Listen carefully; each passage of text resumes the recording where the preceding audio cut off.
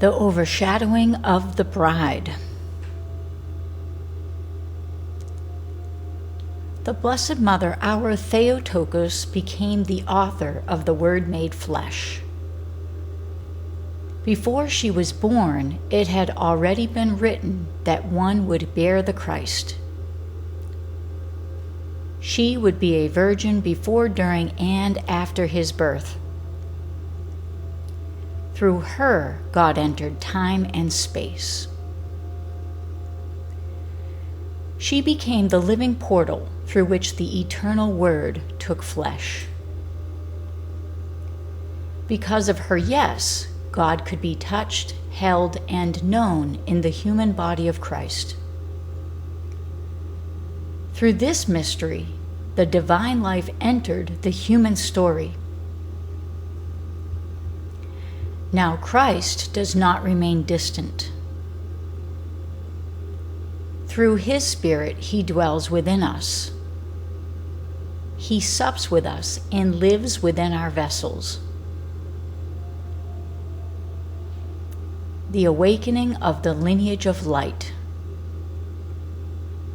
After the fall, the Edenic lineage became dormant in its true form. Yet, through Christ, something new awakens. We are grafted back into the lineage of light.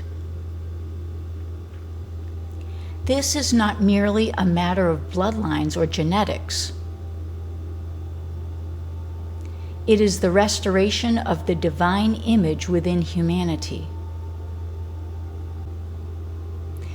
As the mind is renewed through prayer and communion with Most High, the soul begins to remember their origin in divine light. Scripture hints at this mystery when it says that creation waits eagerly for the manifestation of the sons and daughters of God. Humanity is not called to remain spiritually infant. We are called into maturity.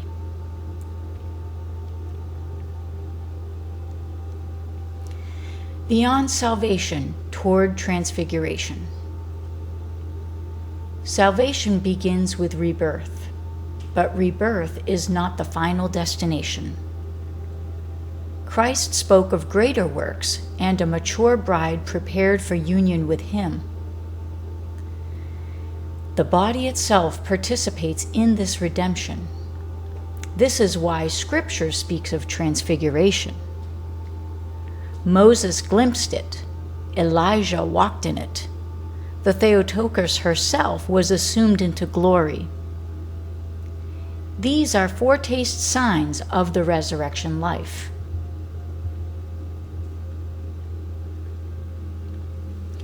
The sign in the heavens. Rick Larson, an attorney, once studied the stars surrounding Christ's birth and discovered a remarkable celestial alignment. He believed such a configuration would never occur again.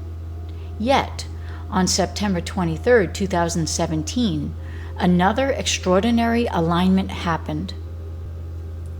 Virgo was clothed with the sun. The moon lay beneath her feet. The crown of stars appeared above her head. These signs echoed the imagery of Revelation 12. But this was not announcing the birth of Christ again. Christ had already come. Rather, it may symbolize the overshadowing of the bride. Just as Mary was overshadowed by the Holy Spirit to bring forth Christ, so the body of believers may be overshadowed to reveal his light in the world. The bride as living embassies of light. The kingdom of God is not merely a future promise. It is breaking into the present. The bride of Christ is being called out of exile. Believers are becoming dwelling places of divine light. Embassies of heaven within the earth.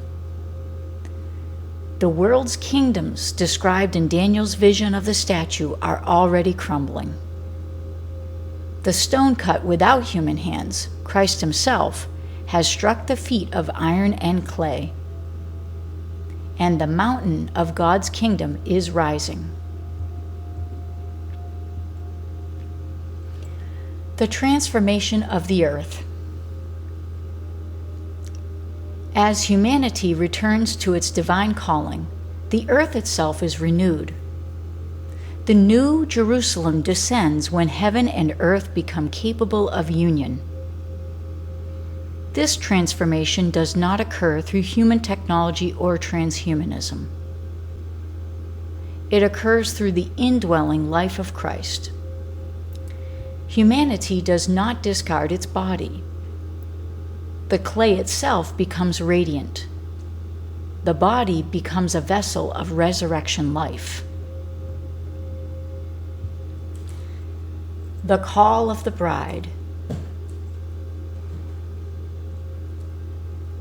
The call of the bride. Just as Mary said yes to the overshadowing of the Spirit, the bride must say yes to the life of Christ within. The kingdom age is not merely awaited, it is embodied. Through prayer, communion, and love, the bride becomes the dwelling place of divine light. And from that light, the world will be renewed.